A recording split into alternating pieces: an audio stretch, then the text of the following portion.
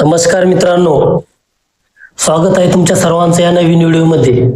आज आपण पाहणार आहोत की मायक्रोबायोलॉजी म्हणजे काय, मायक्रो ऑर्गॅनिझम म्हणजे काय, याचा डेफिनेशन आणि याचे टाईप, याचे ॲप्लिकेशन्स, याचा स्कोप काय आहे याबद्दल आपण पाहू।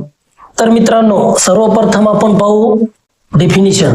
तर मित्रांनो, डेफिनेशन मध्ये तुम्हाला मी मागच्या व्हिडिओमध्ये सांगितल्याप्रमाणे हे डेफिनेशन, हे मायक्रोबायोलॉजी, हे मायक्रो ऑर्गॅनिझम, हे डेफिनेशन लिहिल्यानंतर तिथं क्वेश्चन आल्यानंतर कोणी सांग म्हणल्यानंतर असं घाबरून जाऊन सायंटिफिक विचार करायची गरज नाही, हे मी तुम्हाला मागच्या व्हिडिओमध्ये सांगितलेलं आहे। तुम्हाला जसं आली तुमच्या शब्दामध्ये, तुम्हाला जसं सांगता येईल तुमच्या शब्दामध्ये, तुमच्या भाषेमध्ये तुम्ही डेफिनेशन सांगू शकता। म्हणजेच हे डेफिनेशन आपण आपल्या शब्दात बनवू शकतो की कशी, की मायक्रोबायोलॉजी म्हणजे काय नेमकं हे पहिलं समजून घ्या। मग हे समजल्यानंतर तुम्ही त्याला इंग्रजीमध्ये मांडण्याचा प्रयत्न करा। म्हणजे मायक्रोबायोलॉजी म्हणजे नेमकं काय, आपण कशासाठी शिकतो, हे मायक्रो ऑर्गॅनिझम काय भानगड आहे, हे नेमकं एकदम म्हणजे मोठा विचार करा, ब्रॉड। म्हणजे मायक्रोबायोलॉजी काय नेमकं हे अगोदर समजल्यानंतर तुम्हाला ऑटोमॅटिक डेफिनेशन येईल, त्याचं कार्य किंवा त्याचं जे कोणतं ऍप्लिकेशन आहे, त्याचं स्कोप आहे, सर्व तुमच्या लक्षात येईल। सर्वप्रथम तेच पाहू, मायक्रोबायोलॉजी म्हणजे काय। सोपं आहे। मायक्रो म्हणजे सूक्ष्म, त्यानंतर बायोलॉजी म्हणजे जीवशास्त्र।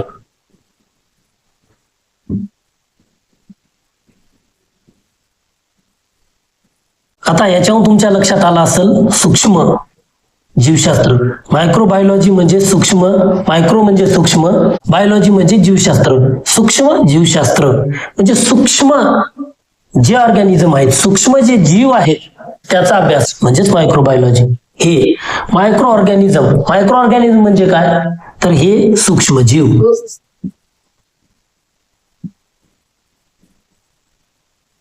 ह्या जीवांचा अभ्यास म्हणजेच काय, मायक्रोबायोलॉजी।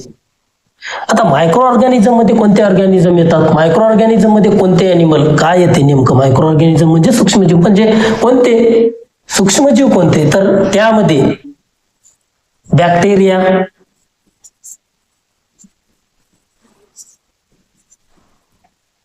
बॅक्टेरिया आहे,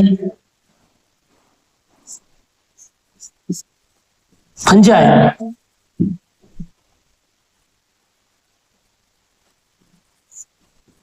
अल्गी,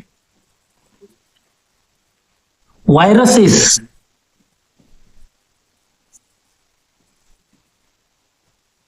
त्याच्यानंतर प्रोटोझोआ।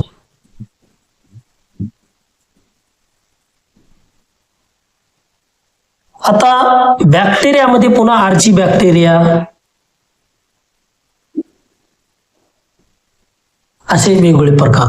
फंगीमध्ये काही वेगळे प्रकार, अल्गीमध्ये त्याचे प्रकार, व्हायरसेस मध्ये वेगवेगळे पद्धतीचे, कोणत्या पद्धतीचे व्हायरस राहतात ते, प्रोटोझोआमध्ये त्याची स्टडी, ह्या सगळ्यांची स्टडी म्हणजेच मायक्रोबायोलॉजी। हे जे मायक्रो ऑर्गॅनिझम आहेत, या मायक्रो ऑर्गॅनिझमच्या व्यतिरिक्त मायक्रोबायोलॉजीच्या पुस्तकात काय आहे मला सांगा।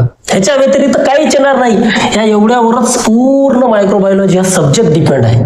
पूर्ण मायक्रोबायोलॉजी फक्त समजून घ्यायचं आहे की हे नेमकं काय आहे, आपण लक्षात घेत नाही। फक्त एक क्वेश्चन आला, फक्त मायक्रोबायोलॉजी, अरे बापरे मायक्रोबायोलॉजी म्हणजे काय, गेलं घाबरून, तेवढ्या क्वेश्चन पुरता विचार करू नका। मायक्रोबायोलॉजी सगळं जे विषय आहे हे मोठा एकदा विचार करा, म्हणजे त्यातले कन्सेप्ट तुम्हाला छोटे छोटे समजून येतील। तर ह्या एवढ्याच मायक्रो ऑर्गॅनिझमवर पूर्ण मायक्रोबायोलॉजी विषय आहे। तर यांची स्टडी काय, तर बॅक्टेरिया किती प्रकारचे आहेत, काही प्रकार, सर्वच्या सर्व तुम्हाला कुठेही विचारत नाही। समजा तुम्ही बीएससी ला असाल, सगळी बॅक्टेरियोलॉजी, तुम्हाला एवढी पुस्तक वाचायची गरज नाही। तुमच्या अभ्यासक्रमात किती आहेत बॅक्टेरिया, अभ्यासक्रमामध्ये किती काय, कशाचा टाईप आणि किती अभ्यासक्रम दिलेला आहे, यापैकी कोणते ऑर्गॅनिझम दिलेले आहे, सगळेच देतात, पण डीप नाही। त्याची थोडी थोडी स्टडी, फर्स्ट इयरला काही अभ्यास, सेकंड इयरला काही अभ्यास, थर्ड इयरला काही अभ्यास असतो। हे अगोदर तुम्ही क्लिअर करून घ्या सगळं तुमच्या डोक्यामध्ये। मी नेहमी सांगत असतो तुम्हाला सिलेबस पहा, सिलेबस पाहिलं तर तुम्हाला अभ्यास करायला सोपं जाईल। त्यामध्ये काही तुम्हाला विशिष्ट प्रकारची रचना, अभ्यासक्रमाची जे स्पेसिफिक जे रचना आहे त्यानुसार आपल्याला अभ्यास करता येईल, ती रचना समजेल, मग त्यानुसार आपल्याला अभ्यास करता येईल. तर हे बॅक्टेरिया कसे राहतात, कुठे राहतात, काय खातात, काय पितात, त्यांचं रिप्रोडक्शन कसं आहे, ह्याबद्दलची माहिती. फंगी काय आहे, फंजाय म्हणजे काय, त्याचे प्रकार काय, कुठं उगवते, कुठं राहते, त्याचं अप्लिकेशन, त्याचा काय वापर आहे का, हे. त्याच्यानंतर अल्गी, शैवाल, मराठीतून सांगतो सगळे.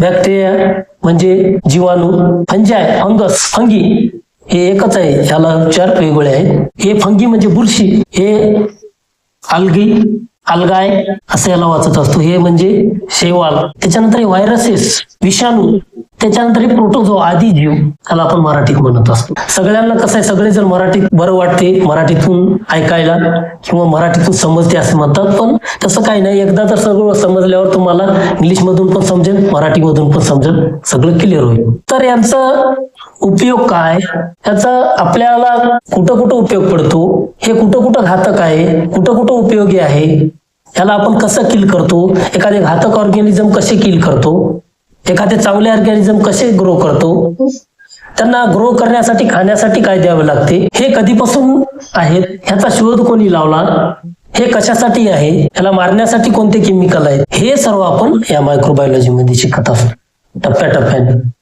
हे सगळं तुम्हाला त्या एका पुस्तकामध्ये किंवा एका सिलेबस मध्ये आहे, पण आपण ते पाहिलं घाबरून जातो.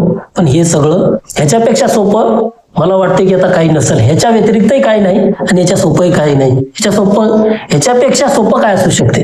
हे बॅक्टेरियाचे सेल कसं आहे, बॅक्टेरियाची स्टडी कसं करतो, बॅक्टेरियाला कसं पाहतो याबद्दल अभ्यास, हे कसं पाहतो, ह्याची रचना कशी आहे याच्याबद्दल अभ्यास. अल्गी, शैवाल, याच्यामध्ये वेगवेगळ्या पद्धतीचे अल्गी आहेत, त्याचं फोटोसिंथेसिस. हे व्हायरसेस आहेत, RNA DNA व्हायरसेस. बॅक्टेरियोफाजेस, हे प्रोटोझोआ म्हणजे कशी सुरुवात झाली, कुठून आले, कसं झालंय. अमिबा, त्याचा सेल, त्याचं स्ट्रक्चर, ह्या व्हायरसेसचं स्ट्रक्चर, त्याचं न्यूक्लिक ऍसिड, या सर्वांची माहिती या व्हिडिओमध्ये आहे मित्रांनो. तर आता ह्याच्यावर तुम्हाला समजलं असेल की थोडक्यात मायक्रोबायोलॉजी म्हणजे काय, या सगळ्यांचा अभ्यास एकतर क्लिअर झालं. मग तेच तुम्हाला आता तुमच्या भाषेत मांडायचं आहे. तर कसे मांडाल, तर थोडक्यात मी अगोदर पण सांगलं, तुमच्या भाषेमध्ये तुम्हाला येईल तसं तुम्ही लिहायचा प्रयत्न करा, सगळे गोष्टी समजून घेऊन लिहा.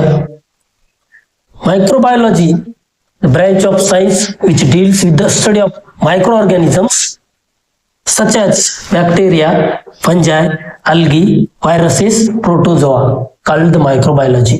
या पद्धतीने तुम्ही लिहायचा प्रयत्न करा. The study of micro organism, एवढं लक्षात ठेवा. Study of micro organism, that is which micro organism, bacteria, fungi, algae, viruses, protozoa. संपलं, डेफिनेशन तुमची संपली. समजायला तुम्हाला ही आहे मायक्रोबायोलॉजी. याच्यानंतर या सगळ्यांचा अभ्यास आपण पुढल्या व्हिडिओमध्ये पाहू. एकेका याच्या भागावर, एक त्याचं जे बीट आहे त्या भागावर आपण अभ्यास करू.